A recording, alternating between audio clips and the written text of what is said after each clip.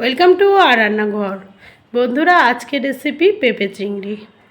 পেঁপে তো আমরা অনেকেই পছন্দ করি না, তবে এই পেঁপে চিংড়ি যদি পাতে থাকে তাহলে আশা রাখি সবাই চেটেপুটে ভাত খাবেন।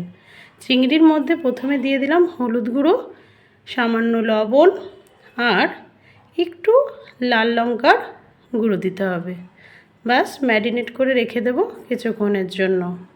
চামচে করে কি আর মাখানো যায়, তাই একটু হাত ব্যবহার করেই নিলাম।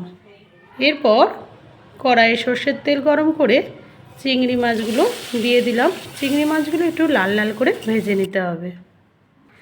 চিংড়ি মাছগুলো ভাজা হয়ে গেছে, এবার আমি তুলে নিচ্ছি। এই যে কড়াইটা দেখে মনে হবে যে পুড়ে গেছে, আসলে পোড়েনি। এই কড়াইগুলো একটু এই রকম হয়, দেখতে ভালো লাগে। এবার ডুবো ডুবো করে পেঁপে আলু কেটে রেখেছি, ওই কড়াইয়ে সর্ষের তেলে আমি পেঁপে আলু দিয়ে দিলাম। পেঁপে আলুগুলো একটু হালকা করে ভেজে নেব। তার জন্য দিলাম সামান্য লবণ আর সামান্য হলুদ গুঁড়ো। লবণ হলুদ দিয়ে পেঁপে আলুগুলো ভেজে নিতে হবে।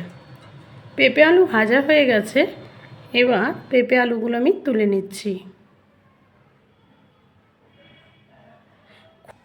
এবার ওই কড়াইয়ে আর একটু সর্ষের তেল দিয়ে আমি পেঁয়াজ দিয়ে দিয়েছি, 2-3টে কাঁচা পাকা লঙ্কা দিয়েছি, 1 চামচ আদা বাটা দিলাম, জিরে গুঁড়ো 1 চামচ, হলুদ 1 চামচ, স্বাদ মতো লবণ আর 1 চামচ কাশ্মীরি লঙ্কার গুঁড়ো দিয়ে মশলাটা একটু ভালো করে কষিয়ে নিচ্ছি। মশলা কষানো হয়ে গেছে, এবার পেঁপে আলুটা দিয়ে দিলাম।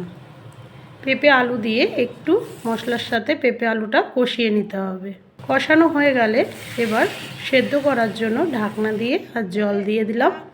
সেদ্ধ করা পর্যন্ত অপেক্ষা করতে হবে। আমি মাঝে মাঝে নাড়িয়ে দিয়েছি, আপনারা নাড়িয়ে দেবেন আর সেদ্ধ হয়েছে নাকি দেখে নেবেন।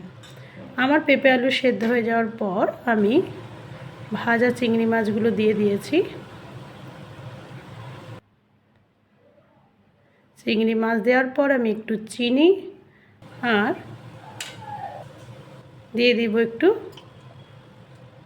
গরম মশলার গুঁড়ো।